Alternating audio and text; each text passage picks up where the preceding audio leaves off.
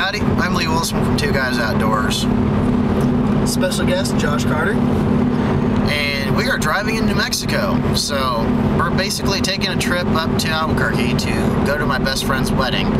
And so after that, we're actually going to head out and go to the Jemez Mountains or the Pecos or Carson. We're really not sure yet.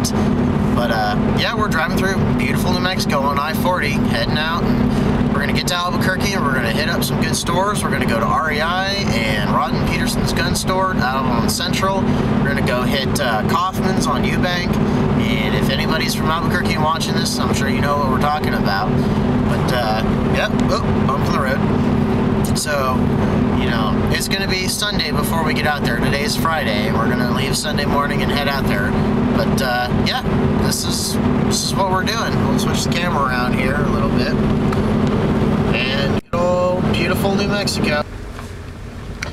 Well, it's Sunday now. We've had a wonderful time in Albuquerque hanging out with friends, and we're here now in the Jemez Mountains. We're off of, I guess, Mountain Road 144, which is quite interesting. We'll flip the camera around here. As you guys can see, it's a pretty decent dirt road. We're in the Stratus, so this has been quite an interesting experience, but we're glad that Josh is a good driver and experienced on dirt roads. But you can tell, I mean, this is just beautiful, beautiful country. And so we are kind of cruising around, looking for a place to pull off and have a good campsite. We're, you know, quite a ways off the beaten path, which is exactly what we wanted. Alright, so we finally found a place to camp. We drove through the mountain trail, or the Mountain Road 144 for, I don't know, an hour and a half, almost 2 hours, and we finally decided it's getting a little late and we want to get set up before dark because, you know, after all, in the mountains it does get dark early. So yeah, we found a nice meadow. Only thing I don't like about it is it looks like it is a place where a lot of people have come to party, and as a general rule I don't really like party campsites. Too much traffic through them, and they're not good in general, you know.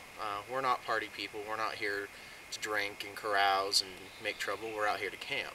So not my favorite type of campground, but we are limited by what we're driving. And the fact that Josh here is an excellent driver and can get a two-door sports car, you know, through these mountain roads is phenomenal. So we found a beautiful area.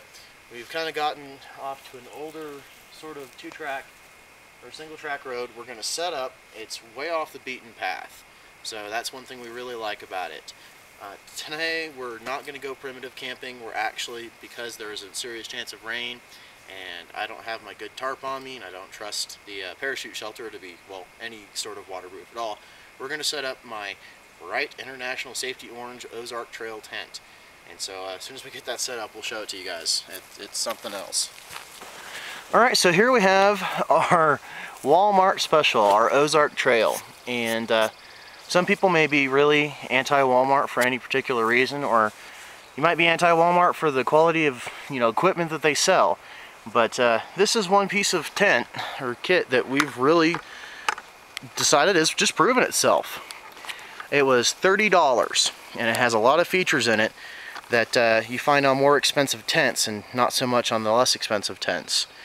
It's a dome design. It has two rods, two tent poles that go across the outside there, see, and hold out and expand the actual tent.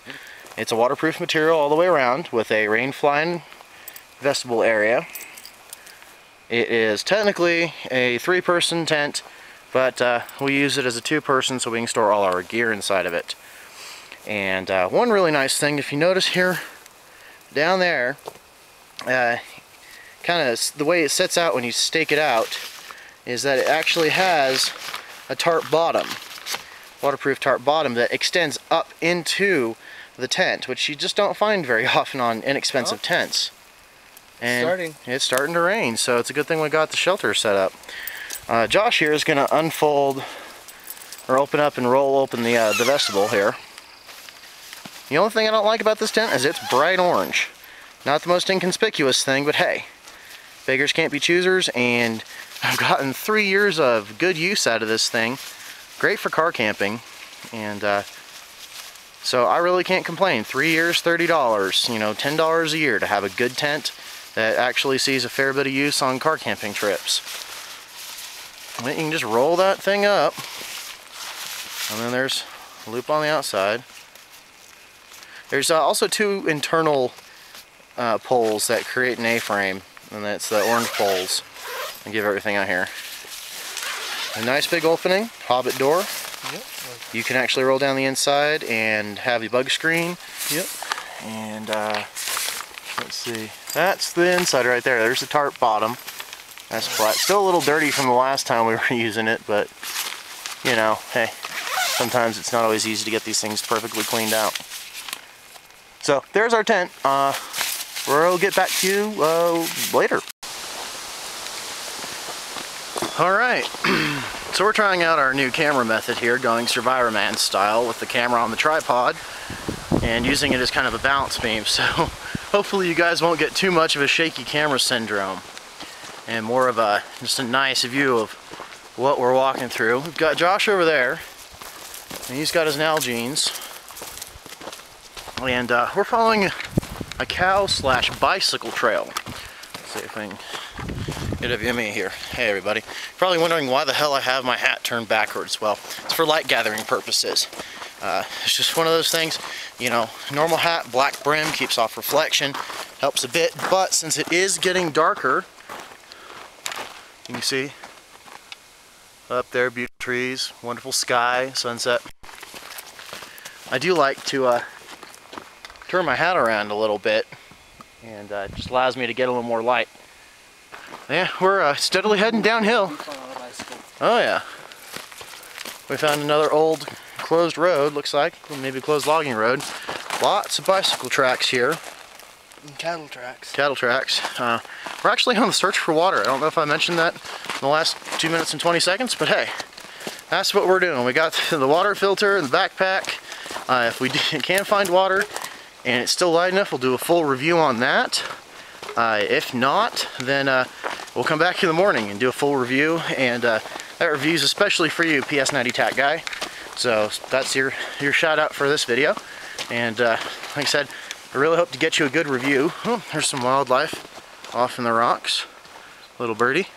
Yep, there you go. So yeah, this is about 3 minutes of us walking through the woods, so you know, hopefully you enjoyed our little walk here, but we'll get back to you as soon as we can. Well, howdy guys. So we made it back to camp after about a mile and a half trek. So, you know, you saw the video of us, walking down the trail. We eventually found our water. There was actually a nice little spring that we found, and we followed that down into the most glorious meadow that we've ever seen. I mean, beautiful valley meadow. And we just kind of trekked down it, found the convergence of two streams, and it was cranking away with the MSR, and we kind of clogged up the filter a little bit. So we don't have the video done on that, but we'll get to that tomorrow when we have daylight and everything's working well. So we're back at camp. We've boiled up some water.